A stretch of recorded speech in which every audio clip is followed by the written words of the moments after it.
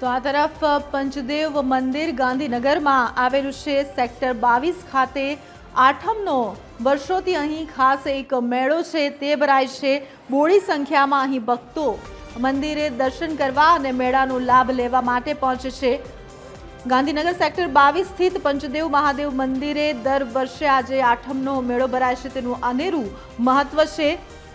સ્વયંભૂ શરૂ થયેલો આ મેળો વર્ષ 1974 થી સતત કાર્યરત છે। આસપાસના ગામોમાંથી મેળો માણવા માટે લોકો ખાસ અહીં પહોંચે છે। સાથે સાથે પંચદેવ મંદિરે ખાસ દર્શનનું પણ અનેરું મહત્વ। કેટલાક દર્શનાર્થીઓ 20 વર્ષ કરતાં વધુ સમયથી દર જન્માષ્ટમી નિમિત્તે અહીં આઠમના દર્શન કરવા માટે ખાસ પહોંચે છે અને મેળાનો પણ આનંદ માણે છે। વર્ષ 1972માં સ્થપાયેલ પંચદેવ મહાદેવ મંદિર રાજકીય રીતે પણ અનેરું મહત્વ ધરાવે છે। પંચદેવ મંદિરે પ્રત્યેક આઠમે દર્શન કરનારાઓ અને મેળામાં મહાલનારાઓની સંખ્યા વર્ષો વર્ષ વધી રહી છે।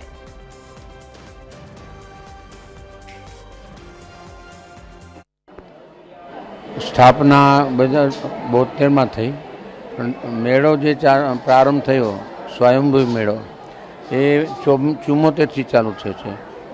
જ્યારે નરેન્દ્ર મોદીજી મુખ્યમંત્રી બન્યા હતા ત્યારથી એમણે એક ચાલુ કર્યું છે ભગવાનના દર્શન કરવા આવવાનું। એ આથી 13 વર્ષ એ રહ્યા।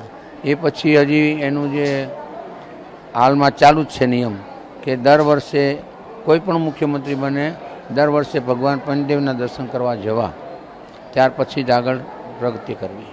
આવું છું હું કેટલા 20 વર્ષથી પંચદેવ મહાદેવના દર્શન માટે આવું છું।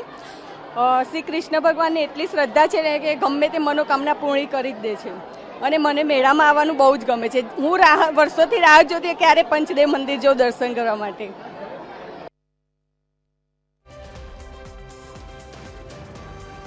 તો જે રીતે જન્માષ્ટમીનું આ પર્વ અને દરેક વિસ્તારનું એક અનેરું મહત્વ હોય છે। ગાંધીનગરના પંચદેવ મહાદેવ મંદિર છે તેના આપ દર્શન TV30ના માધ્યમથી કરી રહ્યા છો। અનેરું મહત્વ ધરાવે છે આ મંદિર અને સાથે સાથે અહીં લોકમેળાનું આયોજન પણ કરવામાં આવે છે।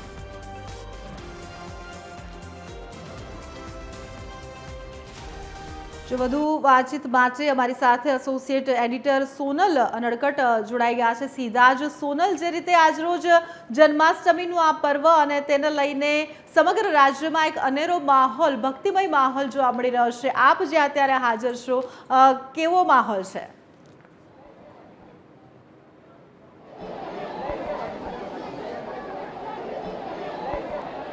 જી, અમે અત્યારે ગાંધીનગરના સેક્ટર 22 ખાતે આવેલ પંચદેવ મહાદેવ મંદિર ખાતે છીએ અને આ પંચદેવ મહાદેવ મંદિરે દર આઠમના એક મેળો ભરાય છે જ્યાં બહોળા પ્રમાણમાં લોકો ઉપસ્થિત હોય છે। આના જે દ્રશ્યો છે તે હું આપને બતાવવા માંગીશ।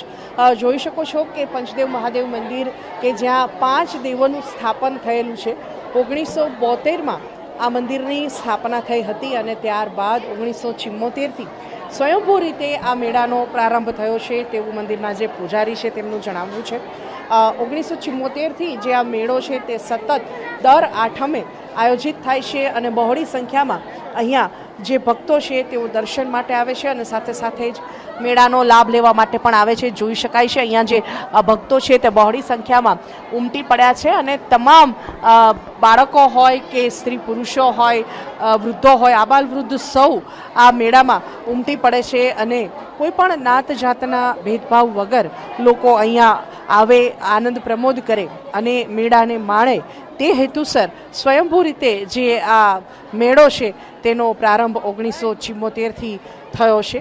ત્યારથી શરૂ કરી અને અત્યાર સુધી આજ દિન સુધી જે આ મેળો છે તે અવિરતપણે આયોજિત થઈ રહ્યો છે। જોઈ શકાય છે કે જે મેળો છે, જે પબ્લિક છે, લોકો અહીંયા બહોળી સંખ્યામાં અહીંયા લાભ લેવા માટે, મેળાનો લાભ લેવા માટે થઈ અને ખાસ કરીને દર્શન આઠમને દિવસે અહીંયા પંચદેવ મહાદેવ મંદિરે દર્શનનું એક અનેરું મહાત્મ્ય છે અને તે અંતર્ગત લોકો અહીંયા દર્શન માટે પહોંચે છે।